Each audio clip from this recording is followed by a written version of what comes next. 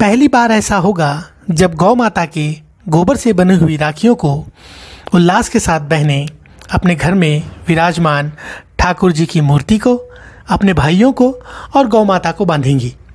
ऐसा नागौर जिले के नौसल मीठड़ी ग्राम में होगा।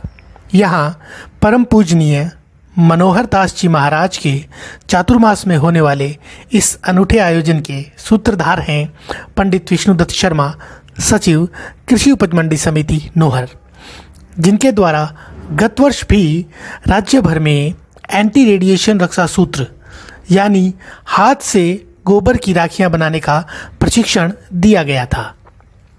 इस साल कोरोना महामारी के बावजूद नौसल मीठड़ी गौशाला द्वारा इसी उपक्रम का विकसित स्वरूप पंडित विष्णुदत्त शर्मा के अनूठे गाय बनाए करोड़पति मल्टी चैम्बर संयंत्र से राखी बनाकर प्रस्तुत किया गया है।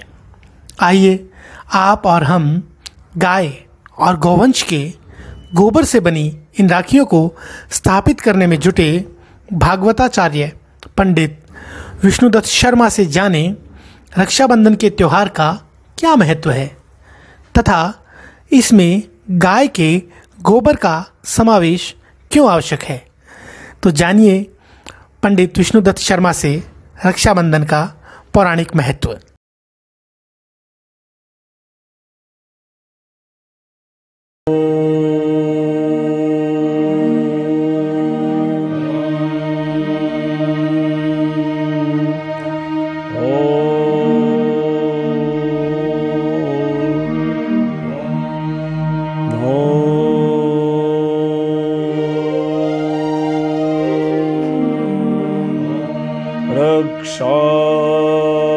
रक्षाबंधन होलिका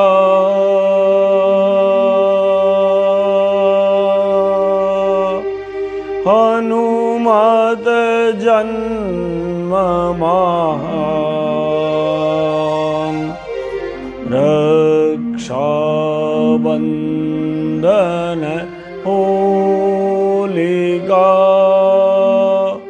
हनुमत जन्म महान। पूर्णमासी है पुण्यतिथि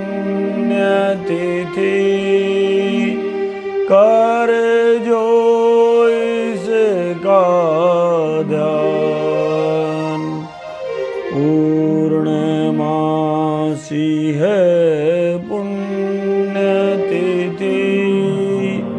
कर जो इसका ध्यान। बलि बांधत प्रभु बाढ़ऊँ सो तनु बरनि न जाय। बलि बांधत प्रभु सो तनु बरनि न जाय। उभय गरी महदीनी सात प्रदक्षिणी दाय। संप्राप्ते श्रावणाशान्ते पूर्णमास्यां दिनोदये।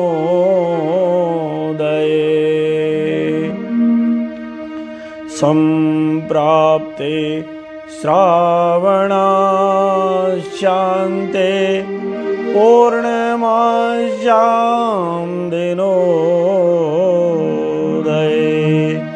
स्नानं कुर्वीतमतिमान श्रुति स्मृति विधान दे।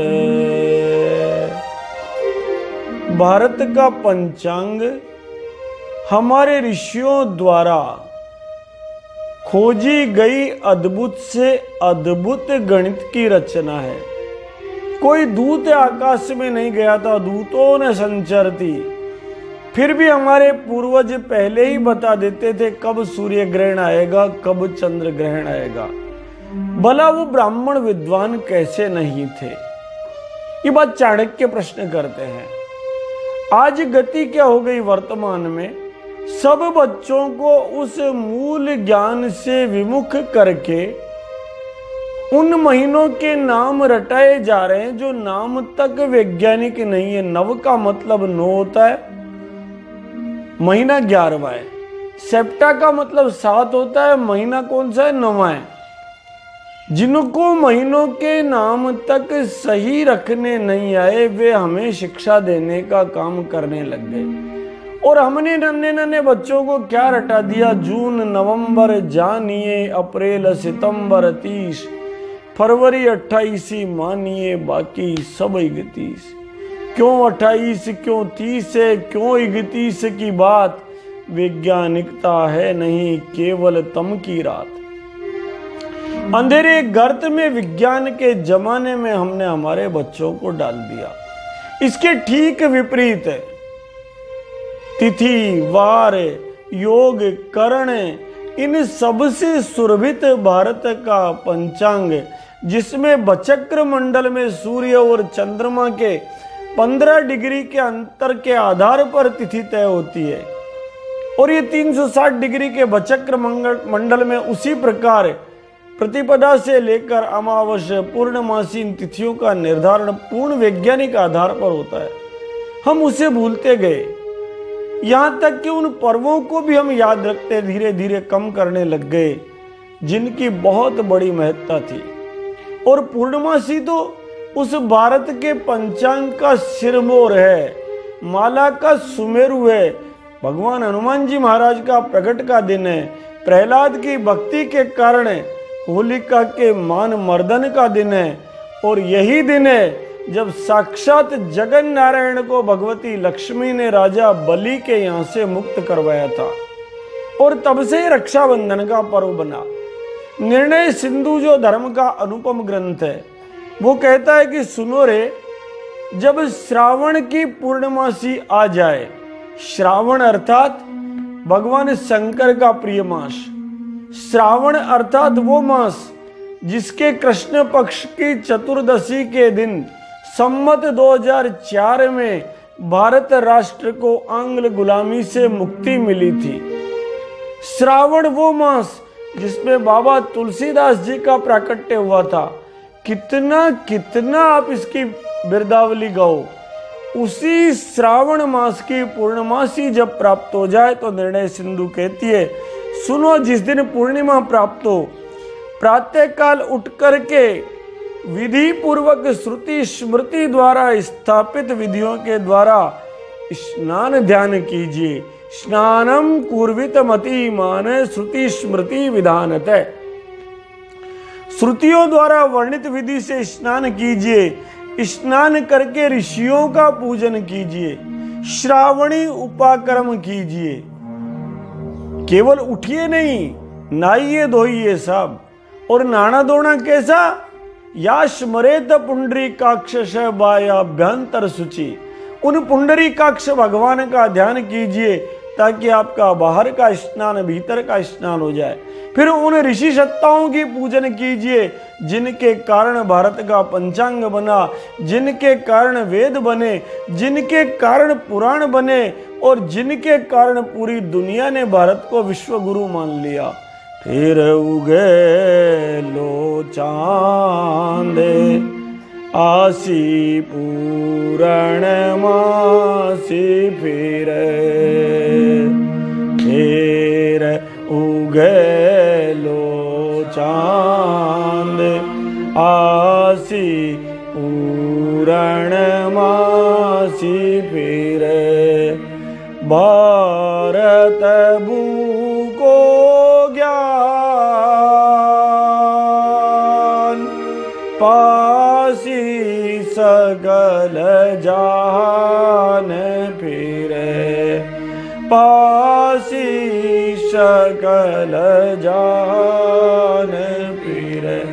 अति भद्र मास भाद्रपद से पहले आने वाली ये जो श्रावण की पूर्णिमा का चांद है, ये शिव तत्व को फिर से स्थापित करेगा।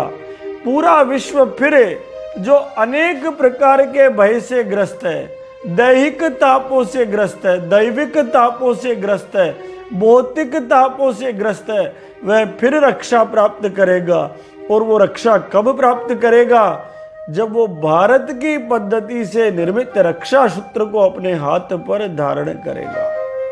ये इस रक्षा सूत्र की कथा है, जिसके लिए शास्त्रों में कहा गया कि सबसे पहले स्नान कीजिए, ध्यान कीजिए, शुद्ध होकर ऋषियों की पूजा कीजिए और उसके बाद क्या कीजिए साहब, सुंदर एक रक्षा पोटली का निर्माण कीजिए। इस रक्षा पोटली में क्या होना चाहिए? स्वर्ण मिश्रित चावल हो सकते हैं, दुर्वा हो सकती है, हल्दी हो सकती है, केसर हो सकता है, सरसों हो सकती है। ये है भारतीय पद्धति। ये नहीं चाइना के प्लास्टिक के खिलौने नहीं हो सकते, वो जहर नहीं हो सकता जो नुकसान करेगा। और चारों तरफ जो रेडिएशन है, उस राखी को लक्ष्मी युक्त बनाने के लिए गोमय वस्ते लक्ष्मी का जाप धारण करना जीवन का सार्थकता है। गौ माता के पवित्र गोबर से राखी निर्मित करें। उस राखी को संभव हो तो गौमूत्र उसमें डालें, संभव हो तो गो दुग्ध डालें, संभव हो तो गो दधी डालें, संभव हो तो गाय का घृत डालें, संभव हो तो उसमें सरसों के दाने रक्षोग्न सूत्रों के साथ डालें, संभव हो तो उसमें चावल डालें, अक्षत डालें, पूर्ण चावल, अनब्रोकन राइस डालें, संभव हो तो उसमें स्वर्ण धातु डालें। ऐसी जब राखी बनेगी और जब बहन भाई की कलाई पर बांधेगी तो कितनी पवित्रता उसके नाड़ी तंत्र में विद्यमान होगी। और नहीं तो जो मोबाइल वो हाथ में लेकर कान के लगाता है, उसके रेडिएशन उसके कान पे नहीं जाएंगे। इसलिए सबसे पहले भाग चाइना भाग, no China, no Chinese product, हमने ऐसी राखियां बनानी चाहिए। और उसके बाद हम क्या करें? इन रक्षा सूत्र को विधिवत है बांधने की प्रक्रिया ग्रंथ क्या कहते हैं? भविष्य पुराण कहती है कैसे राखी बांधे। उपलिप्ते ग्रह मध्य, सबसे पहले राखी कैसे बांधनी है? चौक पुराओ मंगल गाओ। सबसे पहले चौक पुराओ, तब जाकर के राखी बंधेगी। गोबर लीजिए सब गाय का, ये राखी बांधने की परंपरा है। राखी बांधने के लिए गोमय से भूमि का लेपन कीजिए। ग्रह के मध्य भाग का लेपन गौ माता के भारतीय नस्ल की गाय और गोवंश के गोबर को लेकर पवित्र रूप से लेपन कीजिए। घर में गाय बसाइए साहब।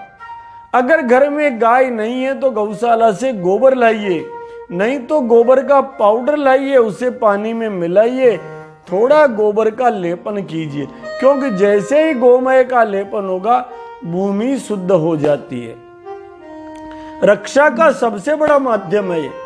इसीलिए हमारे यहाँ प्रत्येक यज्ञ में, चाहे वो विवाह संस्कार हो चाहे अंत्येष्टि यज्ञ हो, पहले भूमि का लेपन गोबर से किया जाता था, ताकि वो यज्ञ रक्षा के साथ संपूर्ण हो सके। इसलिए उपलिप्ते ग्रह मध्य, सबसे पहले घर को गोबर से लीपे, फिर क्या करें वहां पर?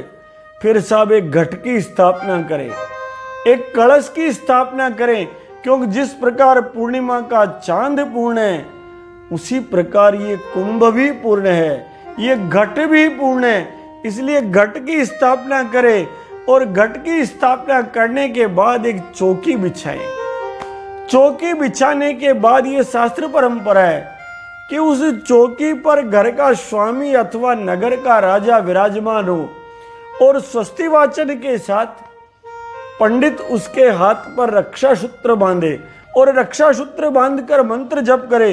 येन बद्धो बलि राजा दानवेंद्रो महाबल, येन बद्धो बलि राजा दानवेंद्रो महाबल, तेन त्वामपि बद्धामि रक्षे माचल माचल, रक्षे माचल माचल।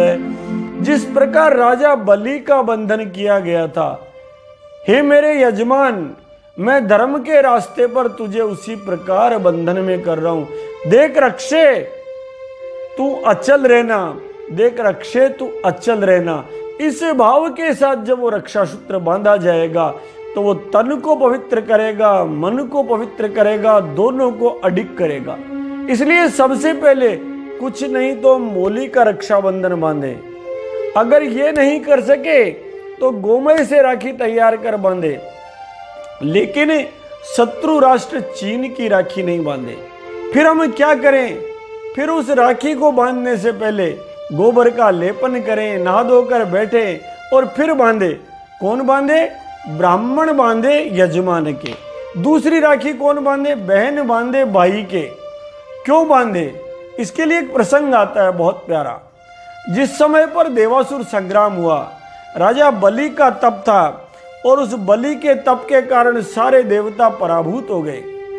जब पराभूत हो गए सारे देवता तो भाग गए और स्वर्ग पर तप से संपन्न राजा बलि, जो भक्त प्रहलाद के दादा थे, वो जाकर स्थापित हो गए। राजा बलि जब स्थापित हुए तो देवताओं को बड़ा संताप हुआ, अरे हमारा स्वर्ग छिन गया।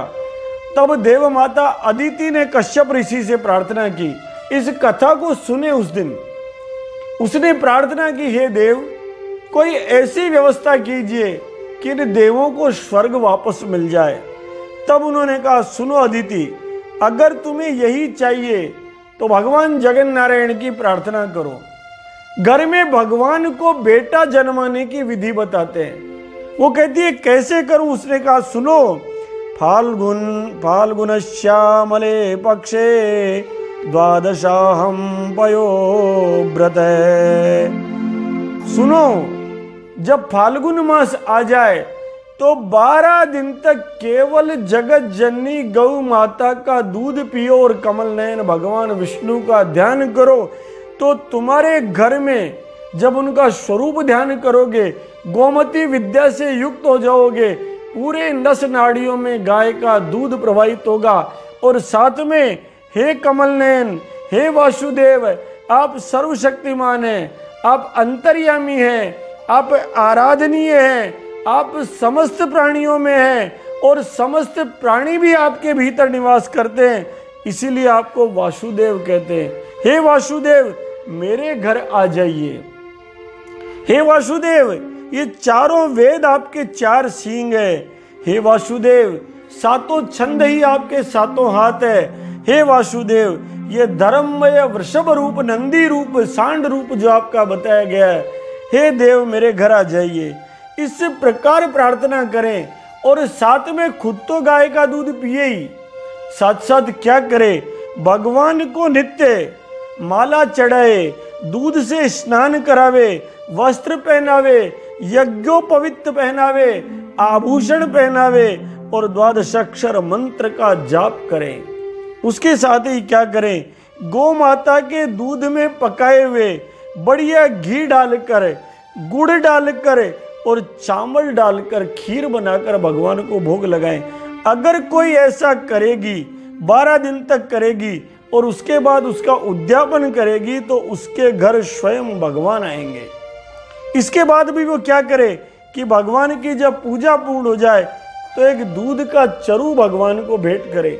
मानो कहना चाह रहे हैं कि अगर गाय के दूध को पियोगे, गाय के दूध को पिलाओगे तो तुम्हारे योग्यतम संतान पैदा होगी। अगर इतना सा धारण कर लिया तो आनंद आ गया। मात्र 12 दिन, जीवन भर नहीं। अगर शादी होने के बाद हम पता नहीं कितने नए पर्व जोड़ चुके, हनीमून पर जा रहे हैं, फलाने कर रहे हैं, एनिवर्सरी मना रहे, अगर 12 दिन का ये पयोव्रत व्रत और धारण करा दिया कि बेटा फागुन के दिन एकम से लेकर द्वादशी तक केवल गौ माता का दूध पिला और गौ माता का दूध नारायण को पिला, तो तेरे घर कोई असुर पैदा नहीं होगा, कोई बंटवारा करने वाला बेटा पैदा नहीं होगा, बल्कि साक्षात भगवान वामन का प्राकट्य होगा। अगर इतना हमने इस श्रावणी पर्व के दिन सुना दिया तो ये ऋषि तत्व पैदा कर दिया। अदिति इस बात को मान लेती है और वो करती है। तब भाद्रपद शुक्ल पक्ष द्वादशी के दिन उसके घर भगवान वामन का प्राकट्य होता है। बड़ा ही सुंदर रूप है भगवान वामन का। जिस समय भगवान वामन का जन्म हुआ, सारे नक्षत्र, सारे ग्रह, सारे तारे सब मंगलमय हो गए। आकाश में स्वतः नगाड़े बजने लगे, मृदंग बजने लगे, ढोल बजने लगे, तुरही बजने लगी, अप्सराएं नाचने लगी। और अदिति ने जब देखा तो अदिति उनको देख के हे नारायण आपकी जय हो, आपकी जय हो गागा करके उनकी वंदना करने लगी। सारे देवता वहां प्रकट हुए, सबने कोई न कोई उन्हें भेंट दी भगवान ने। सबसे वो भेंट पा करके, किसी से कमंडलू मिला, किसी से छत्र मिला, किसी से चरम मिला, किसी से क्या मिला। भगवती सरस्वती ने आकर यज्ञोपवीत संस्कार संपन्न कराया, दक्षिणा दी। प्रथम भिक्षा भगवती सरस्वती ने दी। वहां से लेकर वो नन्हे बालक के रूप में भगवान चल दिए और चलकर वामन के दरबार में पहुंचे। चलते हुए राजा बलि के दरबार में जब उन्होंने प्रवेश किया तो इतने सुंदर कि देखते ही बलि तो प्रसन्न हो गए। यद यद वटो वांछसी तत्प्रतिक्षमे। अरे ब्राह्मण बालक, तुझे देखकर मन उमड़ रहा है रे, तुझे जो मांगना है मांग ले। यद यद वटो, जो जो तेरी इच्छा है, वांछसी तत्प्रतिक्षमे, वो सब कुछ देने के लिए मैं लालाई तू तेरे को। शुक्राचार्य कहते देख सुन, एस वेरोचने साक्षात।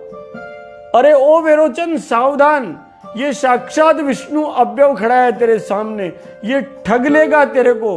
राजा प्रसन्न है, अत्यंत भक्ति भाव से कहता महाराज मांगो ना। तब भगवान कहते हैं राजन देखो मैं नन्हा सा बच्चा हूं, मेरे छोटे से पैर है, ज्यादा लेकर क्या करूंगा, केवल 3 पैर दान कर दो जगह मेरे को। कितना करो? त्रिभी क्रमेर संतुष्टो द्वीपे नापि न पूर्यते। ओ राजन केवल ये छोटे से 3 पैर जितनी सी जगह मुझे दे दो। राजा बलि भी जान रहे थे, उनकी पत्नी भी जान रही थी। दोनों पति पत्नी ने कुलगुरु शुक्राचार्य की बात नहीं मानी, क्योंकि सामने दाता के सामने याचक बढ़कर भगवान खड़े, और प्रसन्नता से उन्होंने संकल्प छोड़ दिया कि भगवान लीजिए। अब जैसे ही संकल्प लिया और फिर तो महाराज वामन से विराट होने लगे। भक्त के समक्ष भगवान का विराट स्वरूप ऐसा, बलि बांधत प्रभु बाड्यं सोतानु बारनी न जाय, उभय घरी महदीनी सात प्रदक्षिणी दाय, सियावर रामचंद्र संगर हरिओम। अपनी बनाई सारी सृष्टि को उन जगन नारायण ने अपने 2 ही पैरों में नाप लिया, और दोनों पैरों में नापने के बाद हालात ये हो गई कि जिस पुष्पमाला को उन्होंने धारण कर रखा था वो विराट हो गई, जिस कमंडलू को धारण कर रखा था वो विराट हो गया, अरे जिस दंड को धारण कर रखा था वो दंड भी वामन के साथ विराट हो गया।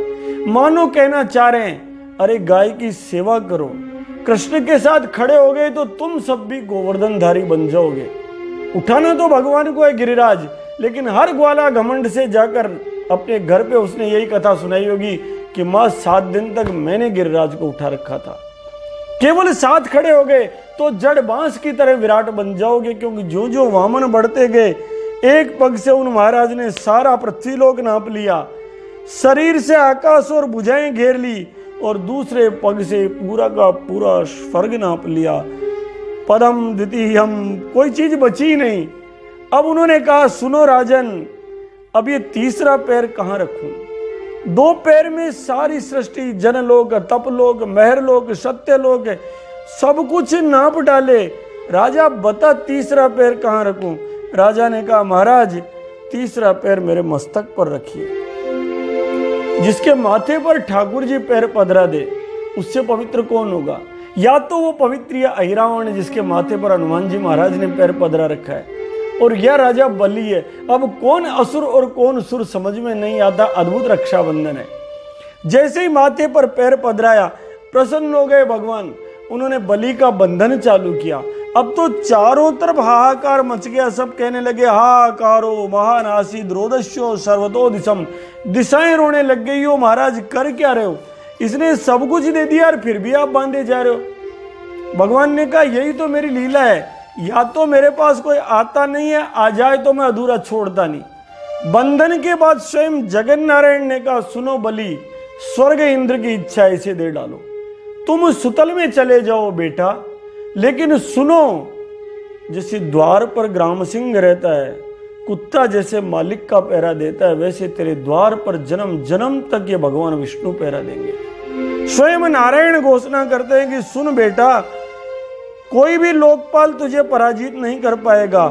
रक्षिष्ये सर्वतो हम त्वाम सानुगम से परिरक्षदम।